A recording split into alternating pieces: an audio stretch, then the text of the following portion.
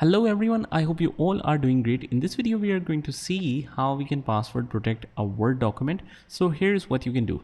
On the left hand side, you will find this file option right here and click on info and click on protect the document. So if we click on the protect document, here is the second option which says encrypt with a password. So I'll just click here 1 2 3 4 to make it convenient. We need to re-enter this password. I'll just enter a simple one and I will just mention anything here and just save it as a sample file.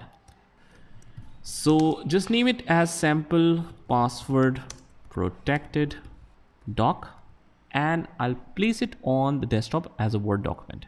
So click on save, and once we want to open this, it will ask you for the password, which we will enter right here, and without that it won't be able to open.